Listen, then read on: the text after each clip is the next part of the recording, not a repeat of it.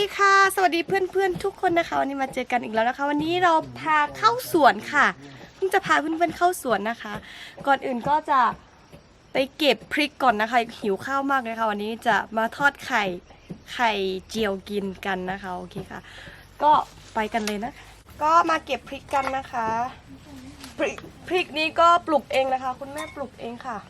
เราจะใส่ในไข่เจียวนะคะเพื่อความอร่อยนะคะจะได้แบบมีรสชาติความแซ่บนิดนึงอะไรอย่างนี้นะคะ Hello guys today I'm going to bring you guys to my daddy gardens but I don't know yet what today I'm going to do but if you want to know let's see together มีแมวด้วยนะคะนี่แมวสีดำใครอยากได้เอ่ย ไม่ใช่ละเขาจะอยู่ในป่านะคะตอนนั้นเลี้ยงมาตั้งแต่เขาตัวเล็กๆค่ะก็เลยมาปล่อยไว้ใ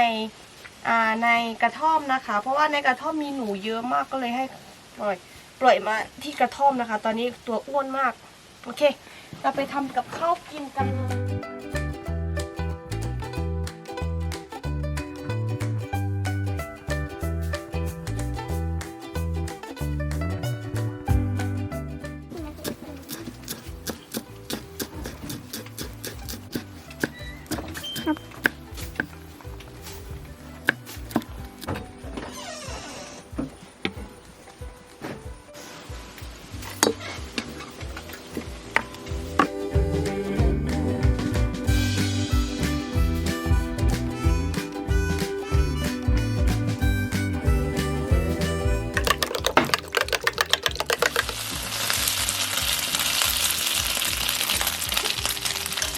ไข่เจียวของเราก็เสร็จเป็นที่เรียบร้อยแล้วนะคะอาจจะไม่ค่อยสวยนะคะแต่ว่ารับรองความอร่อยอันนี้ก็จะเป็นหน่อไม้ของเรานะคะแล้วก็ต้มเสร็จแล้วนะคะเมื่อกี้ลืมถ่ายค่ะก็เลยออกมาเป็นแบบนี้นะคะเป็นแผ่นแบบนี้เลยค่ะนี่เป็นหน่อไม้ของเรานะคะแล้วก็นี่จะตำน้ำพริกปลากระป๋องนะคะครกของเราก็จะเป็นครกไม้ไผ่เหมือนกันนะคะปลากระป๋องของเราก็จะเป็นซีเล็กนะคะก็โฆษณาก็ต้องมา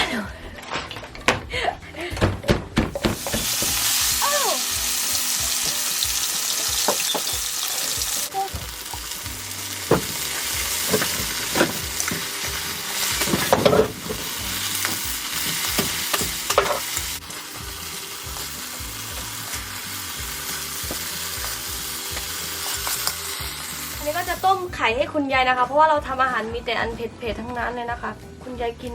เผ็ดไม่ได้นะคะนี่ต้มให้เขา2 ฟองค่ะ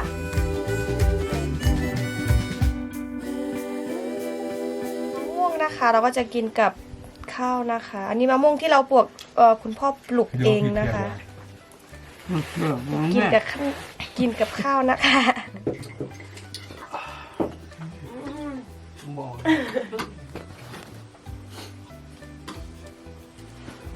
คือแบบนี้นะคะ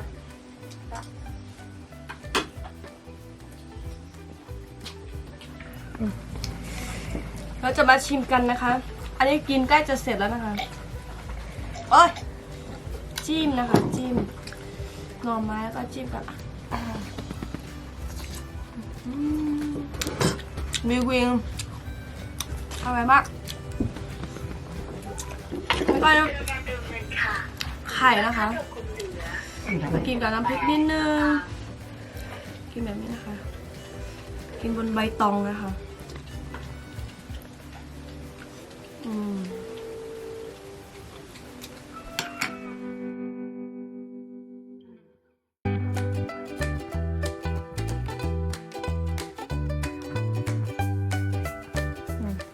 ตอนนี้นะคะเพิ่งก็กินข้าวเสร็จเป็นที่เรียบร้อยแล้วนะคะเดี๋ยวจะพาเพื่อนๆนะคะไปเก็บผลไม้ในสวนกันค่ะโอเคค่ะไปกันเลยอันนี้มะกอกนะคะอันนี้มะกอกค่ะเยอะมากเลยมะกอกซ่าเนาะจะก็ออได้เผื่อเดี๋ยวเพิ่งจะลองชิมนะคะกรอบหอมอร่อยมากเปรี้ยวมากเลยนะคะต้องกินกับพริกเกลือแล้ว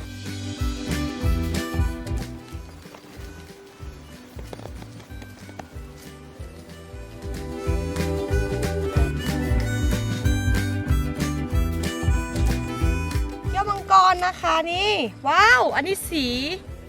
ออกชมพูนะคะม่วงๆนะคะ เยอะมากเลยค่ะเดี๋ยวเรามาเก็บกันเลยเนาะเยอะมากเยอะจริง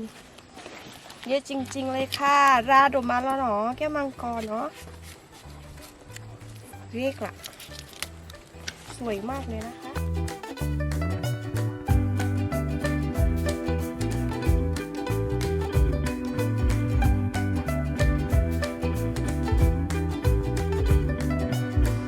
เก็บเต็มถุงแล้วนะคะเต็มกระเป๋าแล้วนะคะเดี๋ยวเรามาชิมกันนะคะลูกนี้โอ้โหคือข้างในแบบสวยมากเพื่อนๆดูสิสีแบบคือแบบฉ่ำมากเลยนะคะเดี๋ยวเรามาชิมกันดูนะคะว่าหวานหรือเปล่าเนาะอุ้ยชิมนะคะหวานมาก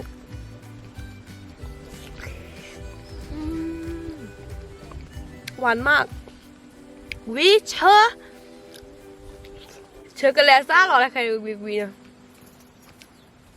ว้าวมะม่วงเยอะมากเลยนะคะเพื่อนๆเดี๋ยวเรามาเก็บมะม่วงต่อกันเลยค่ะเราไปเก็บนะคะแต่ว่ายังไม่สุกนะคะโอ้โหคือแบบใหญ่มาก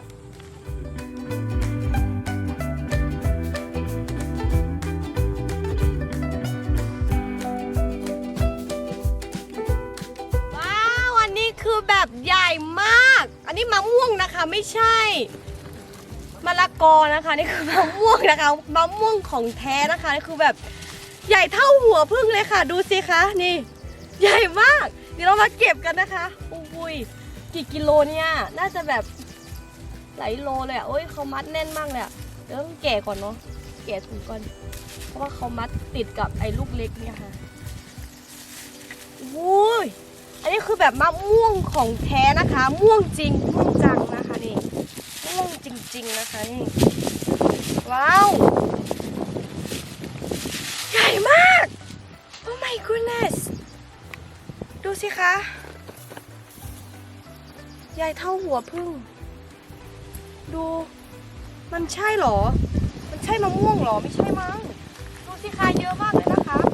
แล้วลูกคือแบบใหญ่มากอ่ะแล้วมะม่วงคืออันนี้คือมะม่วงของจริงนะคะไม่ใช่มะเขียวนะคะมะม่วงเนี่ยค่ะที่ม่วงโอเคเราไปกันต่อค่ะ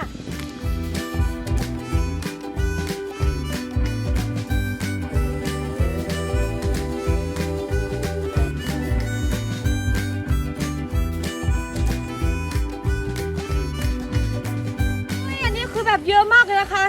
แล้วก็เก็บเต็มกระเป๋าแล้วนะคะแต่ตอนนี้เรามาเจอต้นนี้คือแบบสุกเต็มต้นเลยนะเก็บรัวๆเลยค่ะสุกแล้วนะคะต้นนี้ว้าวเยอะมากแบกไม่ไหวแล้วนะ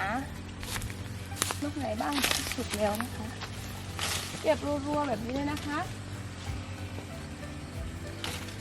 อุ้ยเยอะมากเยอะมากราดื้ออาสารักแล้วเหรอท่านเนี่ยมีเยอะมากนะคะแต่ว่าไม่พอขายนะคะแบบ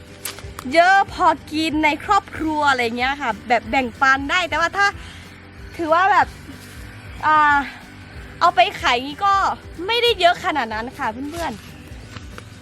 ๆแล้วมะม่วงของเราแล้วก็ผลไม้ในสวนนะคะเราจะไม่ใช้ยานะคะจะเป็นออร์แกนิกนะคะดูสิคะถ้าไม่เชื่อก็คือดูได้เลยนะคะนี่คือออร์แกนิกนะคะพวกสัตว์ป่าก็มากินเต็มเลยค่ะนี่ไม่ใช้ยาเลยนะคะเราจะแบบออร์แกนิกมากๆเลยนะคะแล้วเราก็มีกล้วยด้วยค่ะนี่เรามาตัดกันนะคะมีดไม่กินไม่ไหนอ่ะนี่นะคะนี่นะคะอันนี้คุณพ่อตัดไปแล้วเมื่อกี้นะคะตัดให้ก็เลยมาเก็บนะคะนี่กล้วยของเราค่ะหนักมากนี่หนักมากเลยค่ะเดี๋ยวเราจะไปกลับบ้านกันแล้วนะคะเพราะว่าตอนนี้คือเต็มกระเป๋าหมดแล้วนะคะแบกไม่ไหวแล้วค่ะนี่ล้นกระเป๋าแล้วค่ะโอเคค่ะเพื่อนๆค่ะคลิปนี้ก็ไว้เพียงเท่านี้นะคะ